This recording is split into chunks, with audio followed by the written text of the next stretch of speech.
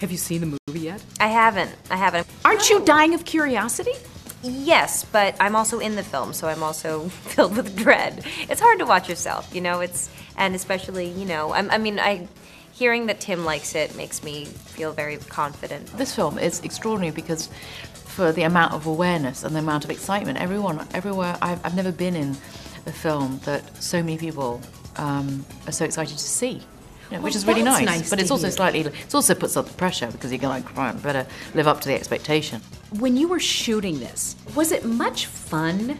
Actually, because you're against that green screen. It's not like you had a lot of interaction with anybody else. No, we had Johnny, we had the humans. You know, at first when Tim said, you're going to be in Alice in Wonderland, and I thought, I'm going to be in Alice in Wonderland, it's my favourite thing, and I'm going to have all those fun props to keep it, because I'm married to the director, so we'll get to keep all the props and things, and I'll have big things and small things, and drink these and eat these, and oh.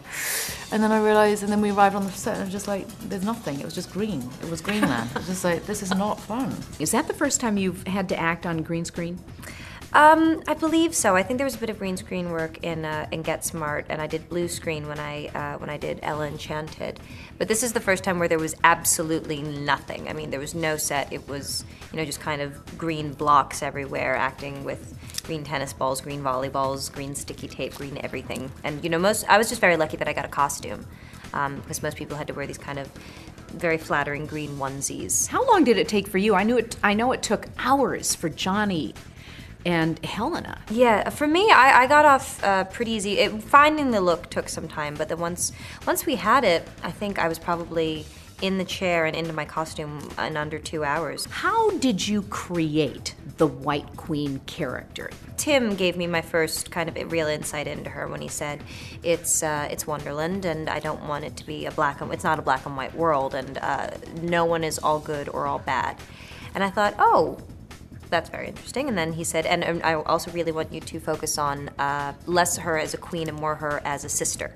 And so I thought, oh, okay, that's very interesting. And so I thought about how the backstory between the Red Queen and the White Queen, and how the Red Queen probably tortured my character when they were children, and how that might have twisted my character. And that made me realize that it's Wonderland. My character doesn't really have to make any sense. I can have just as much fun and be just as creative as everyone, even though I am the queen and the one that's apparently in charge of everything. But being in charge of a mad world means that you can be nutty. So then I just kind of went nuts.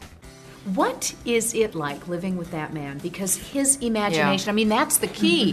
Whoa! I find it mind-boggling. Do you guys have a good time working together? Yeah, we do. Has it gotten easier, more difficult? No, we've learned how to do it. We have hazards. I mean, Sweeney Todd wasn't peaceful and harmonious, but we learned a lot more how to do it. I write commandments of how to work together.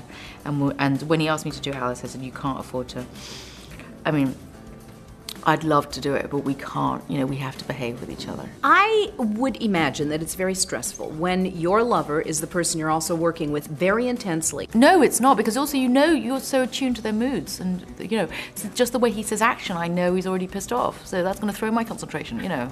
Action! And you go, oh, geez, you know, I know he only wants one more take, you know, or whatever, or he's, you know, I just know, I can read him very well. Tell me what it's like working with Johnny Depp. I mean, it's one thing to get to know Johnny, I'm sure, and then another thing to see him as the Mad Hatter. One of the things that I was just struck by was, you know, he has such a mystique about him that I feel like, you know, his fans and the media puts on him.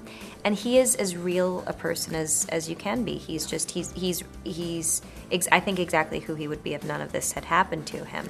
And I admire that so greatly. It's not only that it's not gone to his head, but it's not changed him one iota. And I think that's remarkable.